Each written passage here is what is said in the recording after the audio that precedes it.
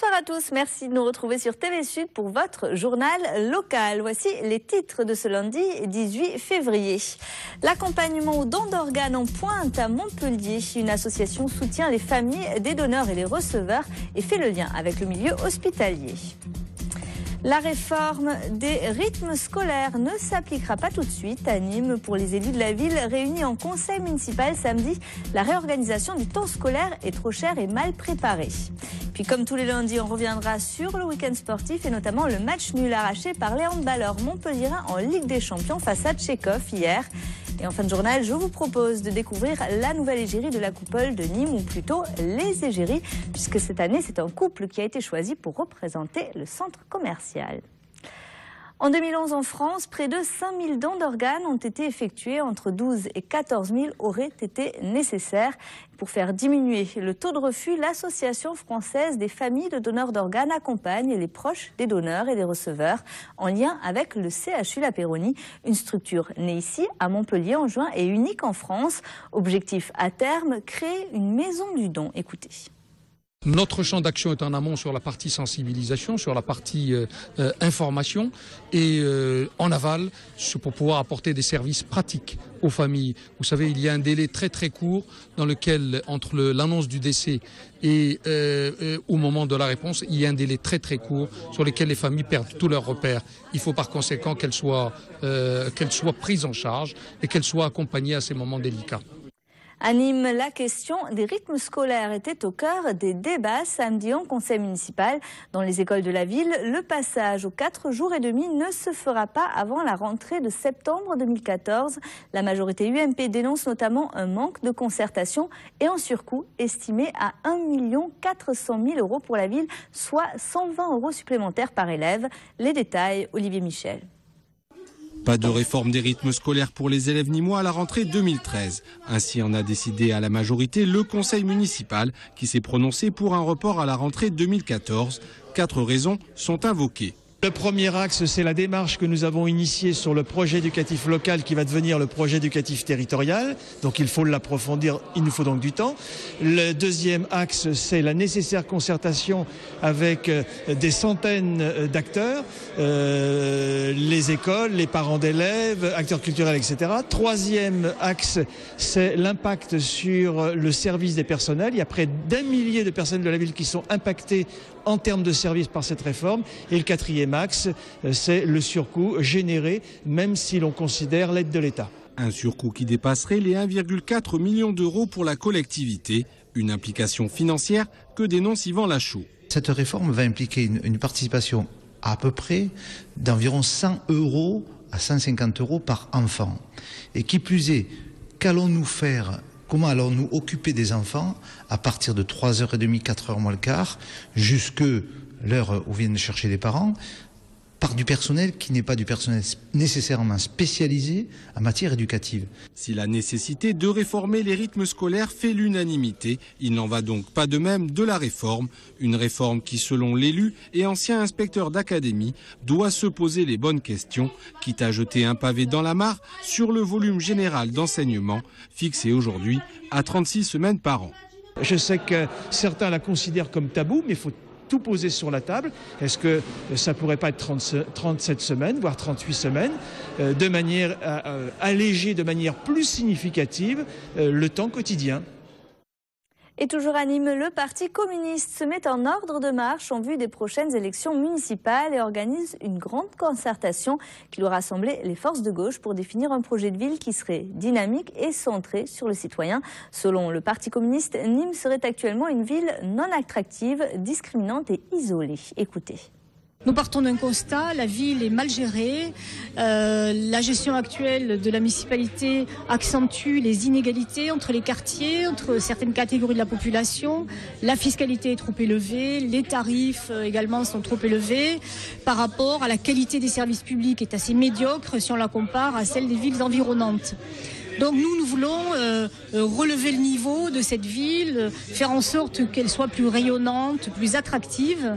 Et pour cela, nous pensons qu'il est nécessaire, dans un premier temps, de discuter avec nos concitoyens, de discuter avec l'ensemble des forces de gauche, écologistes, démocratiques dans la ville, qui veulent changer, qui veulent transformer la gestion de la ville. Le forum du Parti communiste de Nîmes qui se tiendra donc le 4 avril prochain. Les défenseurs de la langue occitane étaient dans la rue samedi à Montpellier. Ils étaient environ 500 à défiler du Pérou à la préfecture pour dénoncer le projet de loi de refondation de l'école. Une mobilisation à l'appel du mouvement Païs Nostre qui a rassemblé les associations occitanes mais aussi des calendrettes et le Parti occitan. Les occitanistes jugent que le gouvernement ne s'engage pas assez en faveur des langues régionales et notamment de leur enseignement dans les établissements scolaires. Écoutez. Dans l'académie de Montpellier, il y a plusieurs milliers d'enfants qui étudient l'occitan, de la maternelle à l'université. Et nous aimerions que ce cursus soit logique, soit aidé, soutenu par les pouvoirs publics, l'État, mais aussi les régions et les départements. On veut juste être reconnu, on veut juste que notre place soit mise à notre juste valeur.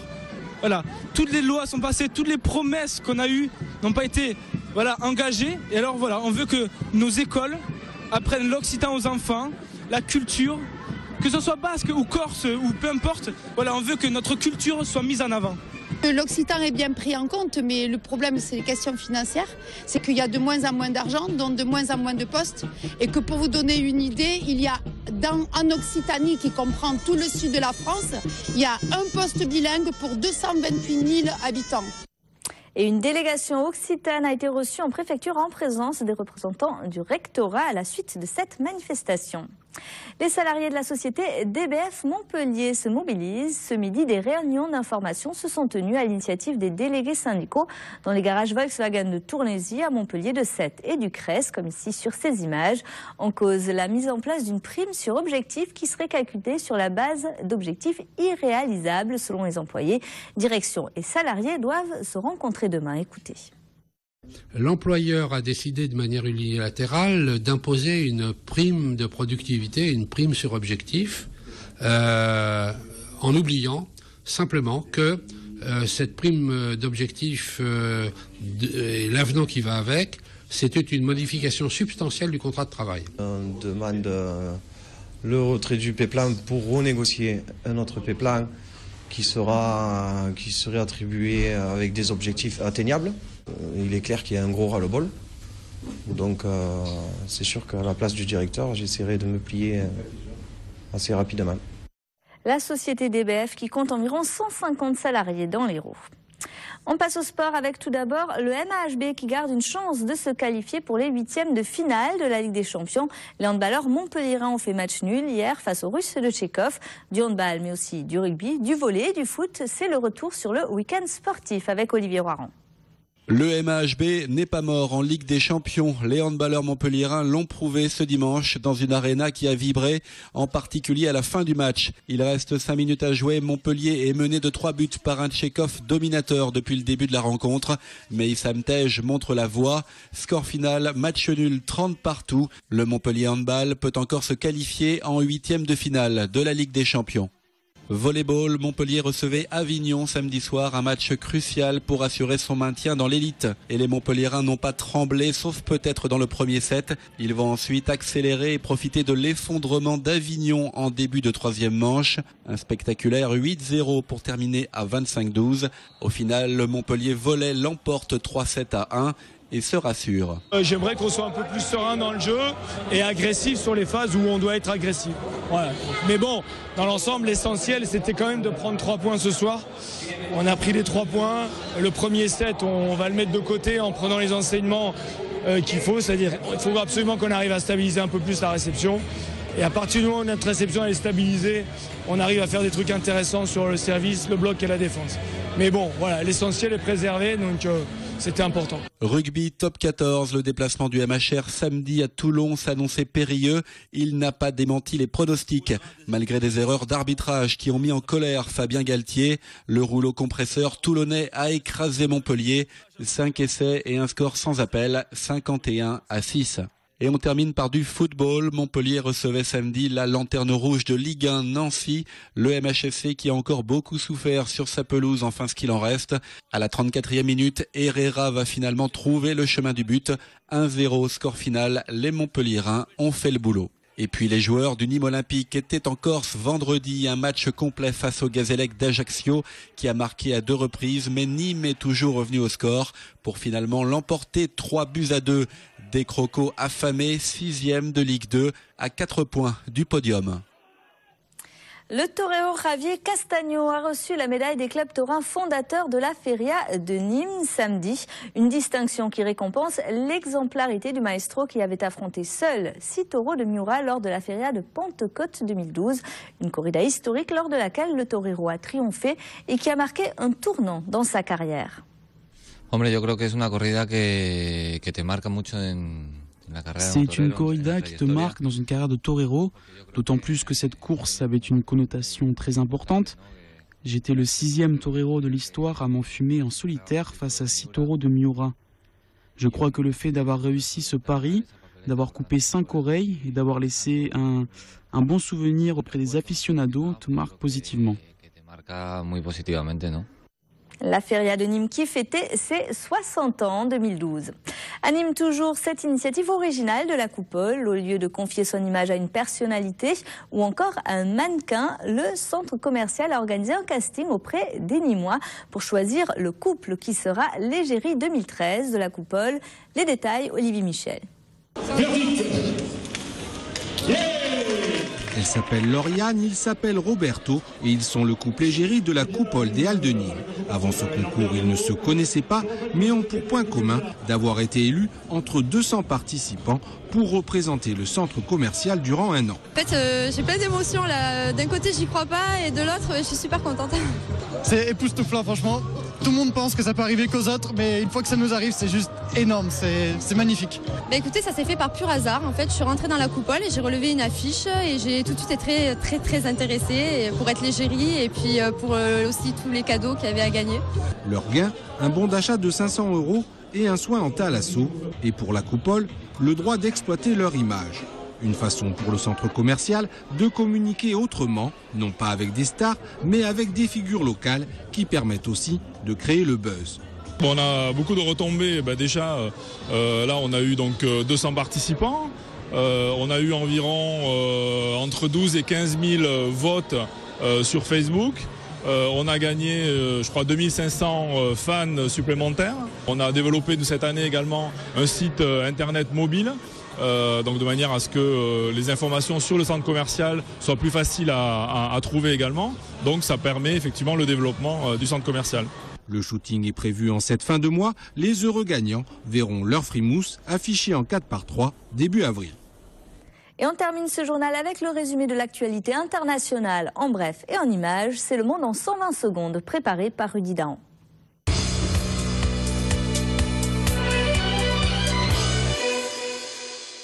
Hugo Chavez de retour dans son pays. Le chef de l'État vénézuélien a annoncé sur son compte Twitter que son état de santé lui a permis de rentrer à Caracas. Chavez, qui a récemment été opéré d'un cancer à Cuba et dont l'état de santé préoccupe toujours le peuple.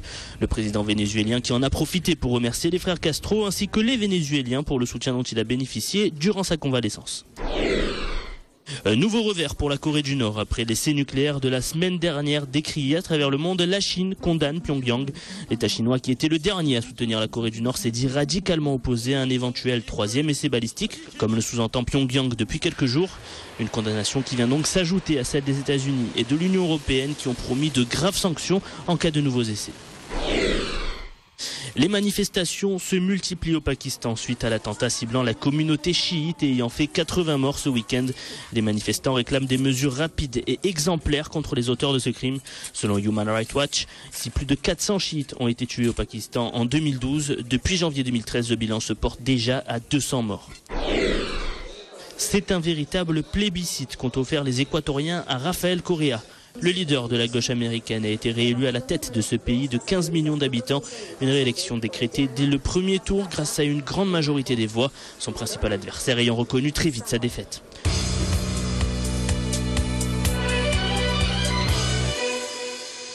Et toute l'actualité internationale, nationale et régionale, vous pourrez la retrouver ce soir dès 10h dans le 22 minuit. Quant à nous, on se retrouve dès demain pour vos éditions locales de 12h30 et de 19h30. Passez une excellente soirée sur TV Sud.